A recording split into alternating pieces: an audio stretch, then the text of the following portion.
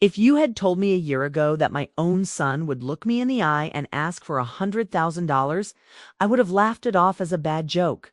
Ours was the kind of family that stuck together through thick and thin at least. That's what I believed. We celebrated every birthday, every holiday, every little victory as if it were a grand occasion. My son Daniel was my pride and joy, and his wife Emily had always seemed like the daughter I never had. But sometimes the people you trust most are the ones who can hurt you in ways you never imagined. It all started after my late husband's estate was settled. The inheritance wasn't a secret, but I never expected it to become a source of tension. Daniel approached me one evening, his tone gentle, almost apologetic. He said he and Emily were struggling, that $100,000 would help them buy their dream home and finally start a family of their own. I remember the way he squeezed my hand, the way Emily hovered in the background, her eyes darting between us. It felt like a simple request from a loving son until it didn't. Looking back, I can see the cracks that were already forming beneath the surface. The way Emily insisted on making me coffee that night, her smile just a little too bright. The way Daniel avoided my gaze when I hesitated. I had no idea that my refusal would set off a chain of events that would shatter everything I thought I knew about my family. But what happened after I said no, the special coffee, the secrets it revealed changed my life forever. And if you think you know how this story ends, trust me. You Dan single quotes to, from the moment Daniel was born, my world revolved around him. Still learning how to balance work, marriage, and motherhood, but I poured every ounce of love I had into raising him. My husband, Mark, was a steady presence, quiet, dependable, the kind of man who showed his love through actions rather than words. Together, we built a life that was far from perfect, but it was ours. We didn't have much, but we had each other, and that always felt like enough. Daniel was a sensitive child, always quick to notice when I was tired or upset. He'd crawl into my lap and wrap his little arms around my neck, whispering, "It's okay, Mommy, I'm here." Even as he grew older, that tenderness never left him. He was the kind of teenager who'd help me carry groceries without being asked, who'd sit with me on the porch and talk about his dreams for the future. I remember thinking during those long summer evenings that I must have done something right to have a son like him. When Daniel met Emily in college, I was thrilled. She was bright, ambitious, and seemed to adore him. Their wedding was a small, joyful affair, just family and a few close friends. Laughter echoing through our backyard as they danced under the string lights. Emily fit into our family so seamlessly that I often forgot she hadn't always been there. She called me Mom from the very beginning. I welcomed her with open arms. But life has a way of testing even the strongest bonds. Mark's illness came suddenly, a shadow that crept in and refused to leave. For 2 years, I watched the man I loved fade away, and Daniel was right there beside me, helping with doctor's appointments, holding my hand through the worst nights. When Mark passed, it felt like the ground had been ripped out from under us. The grief was suffocating, but Daniel and I leaned on each other, finding comfort in shared memories and quiet moments of understanding. The inheritance was never meant to be a windfall.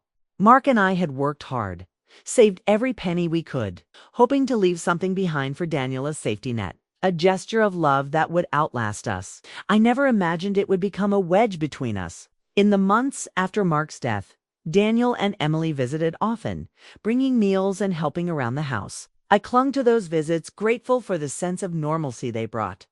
But as time passed, I began to notice subtle changes. Emily's questions about the estate grew more pointed. Daniel seemed distracted, less present, as if he were carrying a burden he couldn't share. I chalked it up to grief, to the stress of building a life together. I wanted so badly to believe that our family was unbreakable, that the love we'd built over decades could withstand anything. Now, as I look back, I see how naive that was. The warmth and trust that once defined our family had started to cool, replaced by an undercurrent of tension I couldn't quite name. I told myself it was just a rough patch, that things would get better with time. But deep down, sensed that something fundamental had shifted in, that the true test of our family was still to come. It started with little things, small, almost imperceptible shifts in the way Daniel and Emily spoke to me. At first, it was just casual conversation over dinner. Emily mentioning how the housing market was impossible for young couples, and how some people are lucky enough to have family support. She'd glance at Daniel, who would nod solemnly, his fork tracing circles on his plate. I tried to brush it off, telling myself they were just venting, but the comments kept coming, each one a little more pointed than the last. One Sunday afternoon, as we sat in my living room surrounded by the familiar clutter of family photos and half-finished knitting projects, Daniel brought it up directly. "Mom, you know Emily and I have been looking at houses," he began, his voice careful, almost rehearsed. "We found one we really love, but, well, we're just a little short on the down payment. If we had some help, we could finally settle down, maybe even start a family." He smiled, but it didn't reach his eyes. Emily chimed in, her tone sweet but insistent. "It would mean so much to us, Mom. We want to build a life like you and Dad had. We just need a little boost to get started." She reached over and squeezed my hand, her nails digging in just enough to make me notice. I felt a pang of guilt, remembering all the times Mark and I had struggled to make ends meet. Was I being selfish, holding on to the money when it could help my son? But something about the way they asked, so coordinated, so practiced, made me uneasy. I told them I needed time to think, and the conversation ended with forced smiles and awkward hugs. Over the next few days, the pressure intensified. Daniel called more often, always with some new reason why the money was urgent. Emily sent me links to real estate listings, each one more extravagant than the last. "We just want to make you proud," she wrote in one message, followed by a string of heart emojis. I tried to ignore the growing knot in my stomach, but it was impossible to escape the feeling that I was being cornered. One evening, I overheard them whispering in the kitchen while they thought I was out of earshot. "She's just being stubborn," Emily hissed. "She doesn't need the money. If she really cared about us, she'd help." Daniel's reply was muffled, but the frustration in his voice was unmistakable. I stood frozen in the hallway, my heart pounding. Was I really being unfair? Or was there something more going on beneath the surface? The next day, Daniel showed up at my door with a bouquet of flowers and a strained smile. "Mom, can we talk?" he asked, his voice softer than usual. We sat at the kitchen table, the same place where I'd bandaged his scraped knees and helped him with homework. He reached across the table, taking my hands in his. "I know this is hard for you, but Emily and I, or family, we need you. Dad would have wanted you to help us." That was the moment the guilt really set in. Mark's name hung in the air like a challenge, and I felt tears prick at the corners of my eyes. I wanted to help. I truly did, but something inside me resisted. I thought of all the sacrifices I'd made, all the nights I'd spent worrying about Daniel's future. Was it wrong to want to protect what Mark and I had worked so hard for? As the days passed, the tension in our family grew thicker, like a storm gathering on the horizon. Emily's smiles became tighter, her words sharper. Daniel grew distant, his calls less frequent but more urgent. Every interaction felt loaded, every conversation a test I was destined to fail. I found myself replaying their words over and over, searching for some sign that I was making the right choice. But the red flags kept piling up. Emily's sudden interest in my finances, Daniel's reluctance to look me in the eye, the way they seemed to close ranks whenever I hesitated. I wanted to believe that their intentions were pure, that this was just a rough patch we'd get through together. But deep down, I knew that something was terribly wrong. And as much as I tried to ignore it, I couldn't shake the feeling that my refusal to give them the money was about to set off a chain reaction I couldn't control. The day everything changed started out deceptively ordinary. Daniel and Emily arrived early, their arms full of groceries and their faces set in determined smiles. Emily insisted on making brunch her famous quiche and, of course, her special coffee. I tried to relax, to pretend that things were normal, but the tension simmered just beneath the surface, thick enough to taste. We sat around the table, the conversation stilted and polite. Daniel barely touched his food, his eyes darting between Emily and me. Finally, he set his fork down with a clatter and looked at me, his expression hardening in a way I'd never seen before. "Mom, we need to talk about the inheritance," he said, his voice low and steady. "Can't keep dancing around it. Emily and I need that money. We've explained why. Or your family. Why are you making this so difficult? Emily reached over and placed her hand on his, her eyes shining with what looked like unshed tears. We're not asking for all of it, just enough to get started. You know, we'd do the same for you if the roles were reversed. I took a deep breath, feeling the weight of their expectations pressing down on me. Daniel, Emily, I love you both. But this money was your father's legacy. It's meant to be a safety net, not a handout. I can't just give away that much. Not without thinking it through. I need to be responsible. Daniel's face twisted, anger flashing in his eyes. Responsible? For who, Mom? You're alone now. What are you even saving it for? If you'd rather let us struggle than help your own son? Emily's voice was softer, but her words cut just as deep. We thought you trusted us. We thought we were a family. But if you can't help us now when we need you most, what does that say about us? The room felt suddenly smaller, the air thick with accusation. I looked at Daniel, searching for the boy I'd raised, the son who used to bring me wildflowers, and whispered that he'd always take care of me. But all I saw was a stranger. His jaw clenched, his eyes cold. I'm sorry, I said quietly, my voice trembling. I can't do it. Not like this. For a moment, no one spoke. Then Daniel pushed his chair back, the legs scraping harshly against the floor. He stormed out of the room, leaving a trail of tension in his wake. Emily sat perfectly still, her hands folded in her lap, her face unreadable. After a long, uncomfortable silence, she stood and began clearing the table. You must be exhausted, she said, her tone suddenly gentle. Let me make you some coffee, my special blend. It always helps me relax. I hesitated, watching her move around the kitchen with practiced ease. Something about her sudden shift unsettled me, but I didn't want to make things worse. I nodded, forcing a smile as she handed me a steaming mug. As I took the first sip, a strange bitterness lingered on my tongue. Emily watched me closely, her eyes never leaving my face. It's a new recipe, she said, her voice light. Tell me what you think. I tried to focus on the conversation, but a wave of dizziness washed over me. My thoughts grew sluggish, my vision blurring at the edges. Emily's voice seemed to echo from far away, her words twisting into something I couldn't quite grasp. I set the mug down, my hands trembling. I don't feel well, I managed, my heart pounding in my chest. Emily's smile didn't reach her eyes. Maybe you just need to rest. Why don't you lie down for a bit? As I stumbled toward the bedroom, the world spinning around me, a cold realization began to take root. Something was very wrong. I glanced back at Emily, who stood in the doorway, watching me with a look I couldn't decipher. I collapsed onto the bed, my mind racing with questions I was too afraid to answer. What was in that coffee? Why did Emily seem so calm, so in control? And most terrifying of all, what would happen next? I woke to a pounding headache and a heaviness in my limbs that made it hard to move.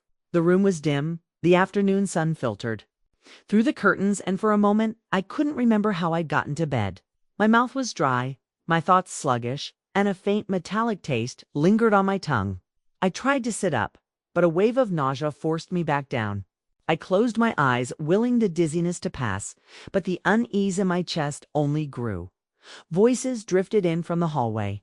Daniel and Emily, speaking in hushed, urgent tones. I strained to make out their words, but all I caught were fragments. She'll be fine, just needs to rest. Can't back out now. My heart hammered in my chest. What had they done? Why did I feel so strange?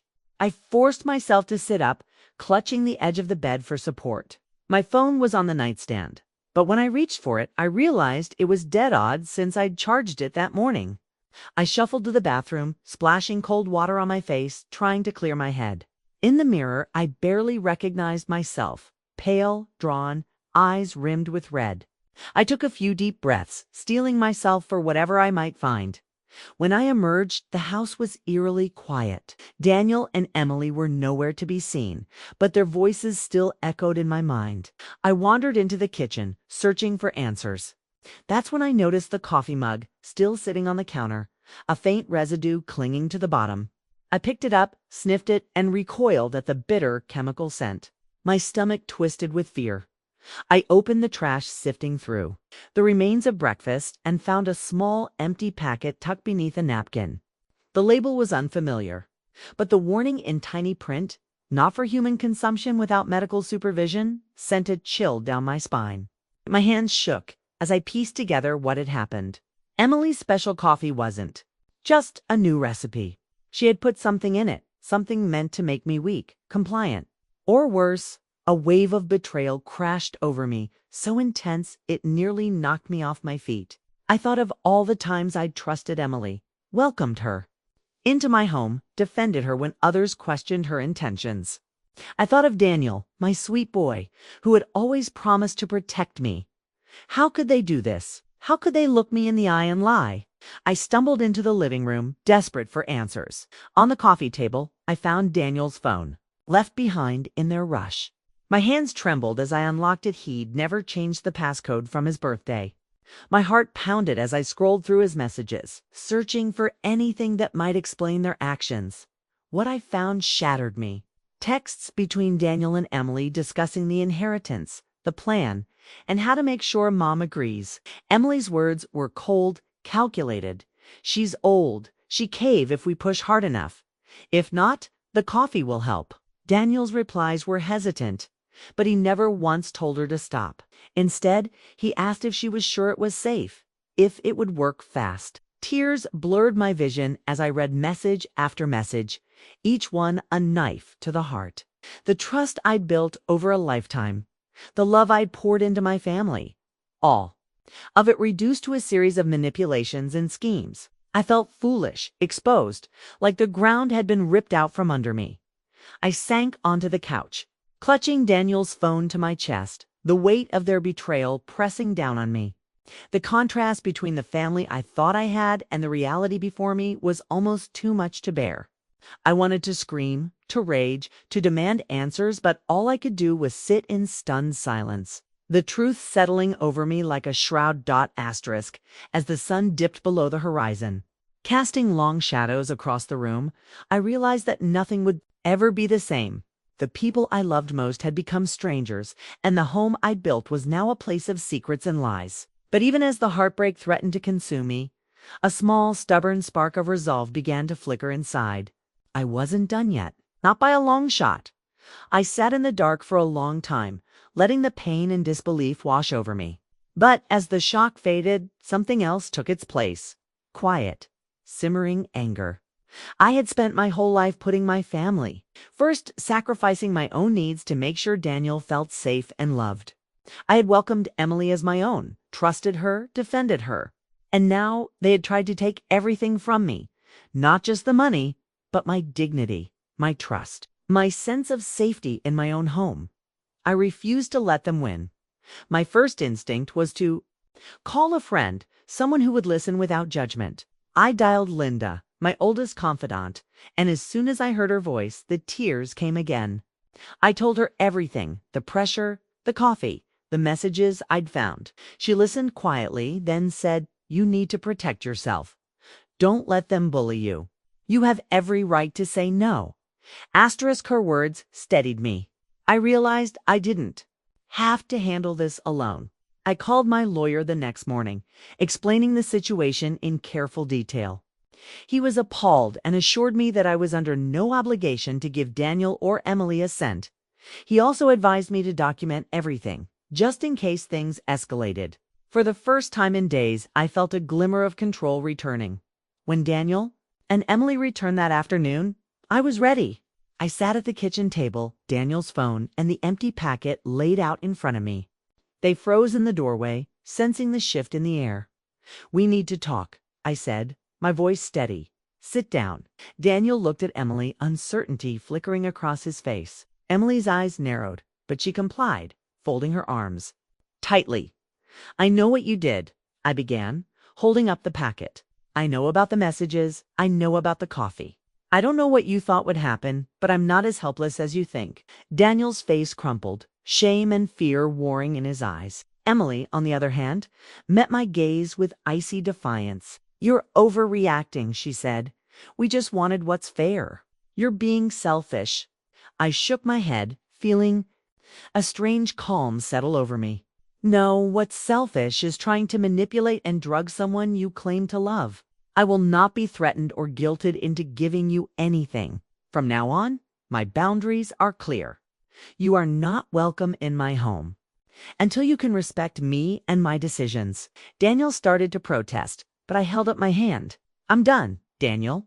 I love you, but I won't let you or anyone else treat me this way. If you want a relationship with me, it will be on my terms." The silence that followed was heavy, but I didn't waver. For the first time in a long while, I felt strong, like I was finally standing up for myself, not just as a mother, but as a person who deserved respect. As they left, I knew the hardest part was still ahead, but I also knew I was no longer afraid.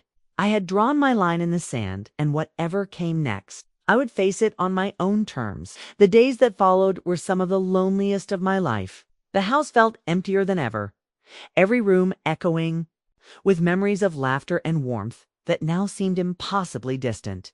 Daniel didn't call. Emily didn't text. For the first time since Mark's passing, I was truly alone. But as the silence settled, I realized it wasn't as suffocating as I'd feared. In fact, it was a relief, a space where I could finally breathe, think, and begin to heal. Word spread quickly through the family. My sister called, her voice trembling with concern. "Are you all right? I heard about what happened with Daniel." And Emily, I told her the truth, sparing no details. She listened, then said, "I'm proud of you. It takes courage to stand up for yourself, especially when it's your own child." Her support was a balm, soothing the raw ache in my chest. Other relatives reached out, some shocked, others quietly admitting they'd always sensed something off about Emily. A few even confessed to feeling pressured by Daniel in the past, though never to this extent. Their honesty made me realize how much I'd overlooked in my desire to keep the peace, to believe the best of my family. I wasn't the only one who'd been manipulated, but I was the first to say enough was enough. Daniel eventually called, his voice small and uncertain. "Mom, I'm sorry," he said, the words tumbling out in a rush. I don't know what I was thinking. I wanted to make things better for us, for Emily. I never meant to hurt you. I listened, my heart aching for the boy he used to be, the man he was still struggling to become. I told him I loved him, but I couldn't ignore what had happened. Trust, once broken, takes time to rebuild. Emily never reached out. I heard through mutual friends that she was furious, blaming me for ruining everything. It hurt, but I refused to let her bitterness poison my heart. I reminded myself that her actions were a reflection of her own pain and insecurity, not my worth as a mother or a person. Slowly, I began to reclaim my life. I joined a book club, started volunteering at the local animal shelter, and reconnected with friends I'd neglected during the chaos. I found joy in small things, again morning walks, fresh flowers on the kitchen table. The quiet satisfaction of knowing I'd stood up for myself when it mattered most. Daniel and I started to rebuild our relationship, one cautious conversation at a time. It wasn't easy. There were tears, apologies, and long silences where words failed us. But there was also hope of fragile, flickering hope that we could find our way back to each other. Not as mother and child bound by obligation, but as two adults learning to respect each other's boundaries. The cost of standing up for myself was high. I lost the illusion of a perfect family, the comfort of old routines. But what I gained was far more valuable: self-respect, clarity, and the knowledge that I could survive heartbreak and come out stronger on the other side. The reward was bittersweet, but it was real. And as I looked toward the future, I knew I would never again let fear or guilt dictate my choices. Looking back, I realize how easy it is to lose yourself in the name of love, especially when it comes to family. For years, I believed that being a good mother meant giving, forgiving, and sacrificing, no matter the cost to myself. But this experience taught me that real love isn't about surrendering your boundaries or silencing your own needs. About honesty, respect, and the courage to say no when something doesn't feel right. I learned that trust is precious, and once broken, it can't be mended overnight. I also learned that setting boundaries isn't an act of cruelties, an act of self-respect. It's a way of teaching others how to treat you, and of reminding yourself that your feelings and safety matter too. Even when it hurts, even when it means disappointing the people you love. You have the right to protect your heart and your future. If you're listening to my story and see yourself in my shoes, Please know this: you are not alone. It's okay to say no, even to your own children. It's okay to demand respect, to ask questions, to trust your instincts when something feels off. You are not selfish for wanting to feel safe and valued in your own life. You are worthy of love that doesn't come with strings attached. I won't pretend that standing up for myself was easy, or that the pain of betrayal has completely faded. But I am proud of the woman I've become: stronger, wiser, and more compassionate. Not just toward others, but toward myself. My story isn't over, and neither is yours. There will be more challenges, more lessons, and yes, more moments of joy. So, if you're facing your own family crossroads, I hope you'll remember my story. I hope you'll find the strength to choose yourself even when it's hard. And if you want to hear what happened the next time my family tried to test my boundaries, well, that's a story for another day.